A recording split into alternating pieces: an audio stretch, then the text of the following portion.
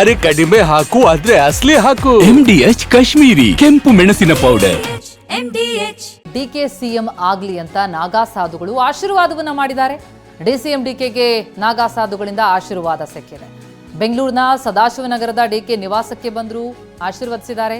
ಡಿಕೆಶಿ ಮೇಲೆ ನಮ್ಮ ನಾಗಾ ಸಾಧುಗಳ ಆಶೀರ್ವಾದ ಇದೆ. ಡಿಕೆ ಶಿವಕುಮಾರ್ ಅವರು ಸಿಎಂ ಆಗಲಿ ಅಂತ ಆಶೀರ್ವಾದ ಮಾಡಿದ್ದೇವೆ. ಡಿಕೆಶಿ ಸಿಎಂ ಆಗ್ತಾರೆ ಅಂತ ಹೇಳಿ ತೆರಳಿದ್ರು ನಾಗಾ ಸಾಧು.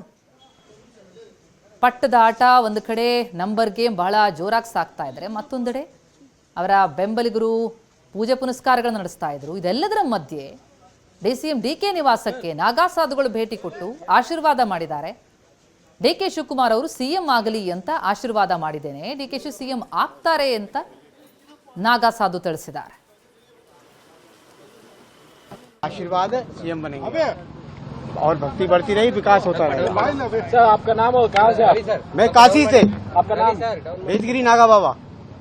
हाँ, यहाँ किस वजह से आए थे आप? किस वजह से आए थे?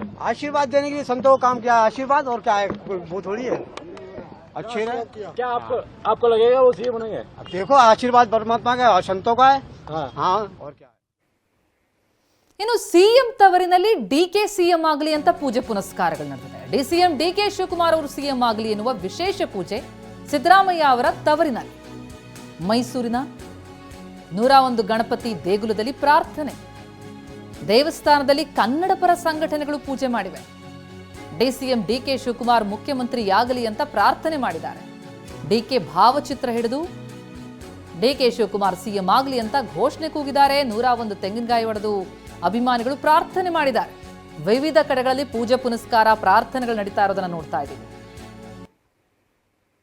ಡಿಕೆ ಶಿವಕುಮಾರ್ ಅವರ ಭಾವಚಿತ್ರ ಹಿಡಿದು ದೇವಸ್ಥಾನಕ್ಕೆ ತೆರಳಿ ದೇವರ ಮೊರೆ ಹೋಗಿ ಘೋಷಣೆಗಳನ್ನ ಕೂಗ್ತಾ ಪೂಜೆ ಮಾಡಿದ್ದಾರೆ.